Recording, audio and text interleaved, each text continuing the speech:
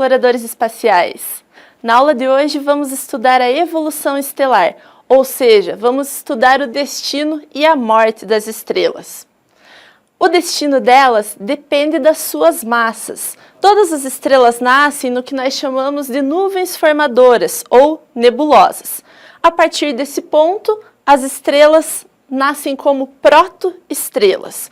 Por exemplo, uma estrela que tenha uma massa 0,08 da massa do Sol será uma chamada anã marrom. Essa estrela não consegue produzir fusão nuclear e assim ela é chamada de estrela fracassada. Ela está no limite entre os planetas gigantes e a estrela. Para estrelas um pouco maiores, entre 0,08 massas solares e 0,4 massas solares, a estrela será uma anã vermelha. As anãs vermelhas fazem fusão nuclear de uma maneira muito lenta e dessa forma elas passam bilhões de anos nesse processo. Uma estrela que tenha massa de 0,4 massas solares até 8 massas solares vai ser uma estrela aproximadamente do tamanho do Sol. Essa estrela ficará na sequência principal por um longo tempo da sua vida, depois evoluirá para uma estrela gigante, supergigante vermelha, nebulosa planetária e por fim se tornará uma anã branca. Uma estrela com massa de 8 a 25 massas solares vai se tornar uma estrela gigante, posteriormente supergigante, supernova e evoluirá para uma estrela de nêutrons. Uma estrela que tenha massa acima de 25 massas solares vai se tornar uma supergigante, uma supernova e o seu destino final será um buraco negro.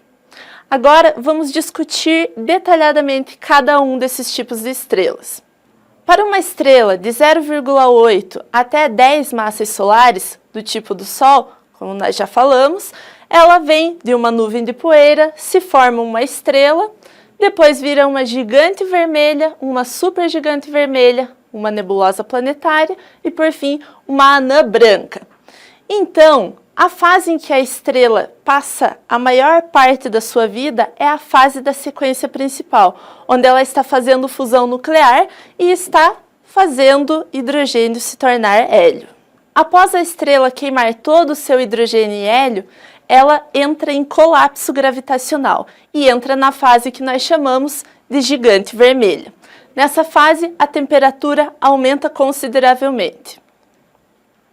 Após essa fase de gigante vermelha, ela passa à fase de supergigante vermelha. Nessa fase em que ela está já no final de sua vida, o seu diâmetro pode aumentar cerca de 100 vezes a partir do tamanho original.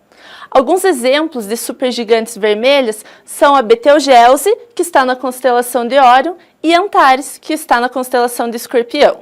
Após essa fase, a estrela começa a expelir esses elementos mais pesados, sua temperatura aumenta consideravelmente e, posteriormente a isso, ela se torna uma nebulosa planetária.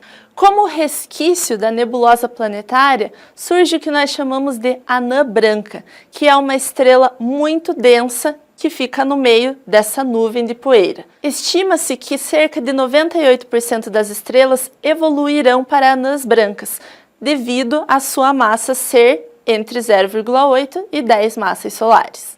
A anã branca já não faz fusão nuclear, mas devido a todo o processo anterior que sofreu, o processo com que a sua luminosidade acaba é muito lento e assim ela ficará visível por ainda bilhões de anos.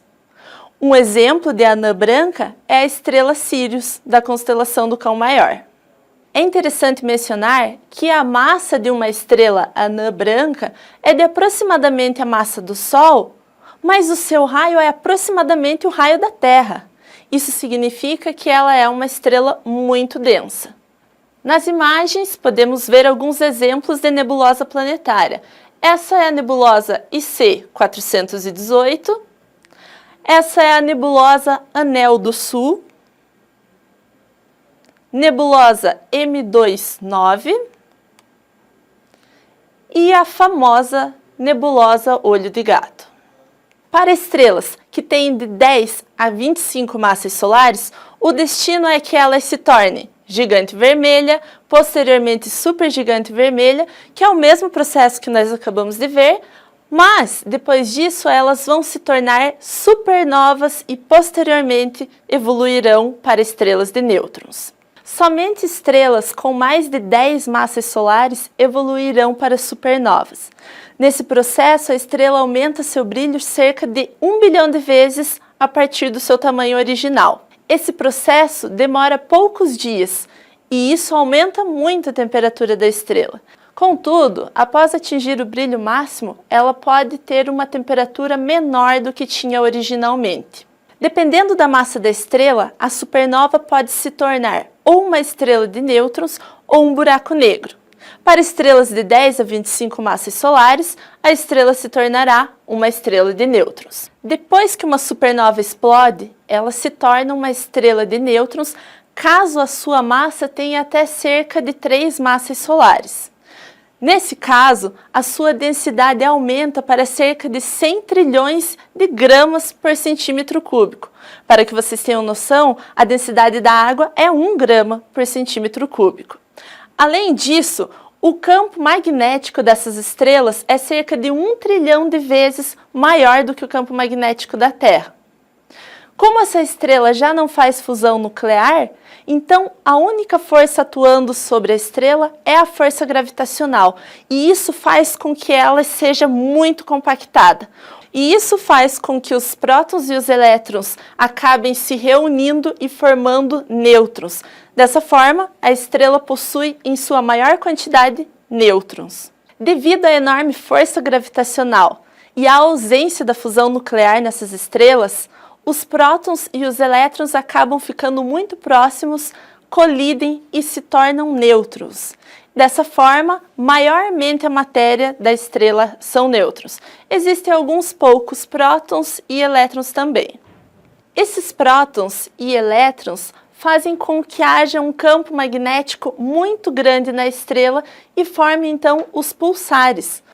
Os pulsares são estrelas de nêutrons, onde o eixo de rotação e o campo magnético não coincidem, e assim a emissão de energia dessa estrela ocorre como se fosse um grande farol, e dessa forma elas são estrelas pulsantes. E aqui vocês podem ver na imagem então a estrela e o feixe de raios gama, o feixe superenergético que sai dela. Nas imagens vocês podem ver alguns pulsares. Esse primeiro é o pulsar do caranguejo. Esse é o pulsar da vela. Para estrelas com mais de 25 massas solares, o destino é que elas se tornam estrelas Wolf-Rayet, posteriormente se tornam supernovas, que nós acabamos de ver, e então se tornam buracos negros. As estrelas Wolf-Rayet são estrelas de aproximadamente 20 massas solares, onde o processo de fusão nuclear acontece muito rapidamente e dessa forma, logo a estrela entra em colapso e forma os chamados buracos negros. Na galáxia existem cerca de 150 dessas estrelas. A estrela Wolf-Rayet evolui para uma supernova. Entretanto, devido à sua massa ser mais do que 3,2 massas solares, ela já não evolui mais para uma estrela de nêutrons, e sim para um buraco negro. O buraco negro é uma região do espaço que tem um campo gravitacional muito intenso, de onde nem a luz consegue escapar. Dessa forma, nós só conseguimos detectar um buraco negro indiretamente. Ou seja, se houver poeira, estrelas ou algum tipo de radiação sendo atraída para um lugar que não sabemos o que é. Por isso o nome é buraco negro, porque nós não conseguimos enxergá-lo. Nessa figura, podemos observar um modelo do que os cientistas acreditam que seja um buraco negro. Assim, existe um horizonte de eventos que é o ponto a partir do qual toda a radiação, toda a matéria que incida sobre ele será sugada pelo buraco negro.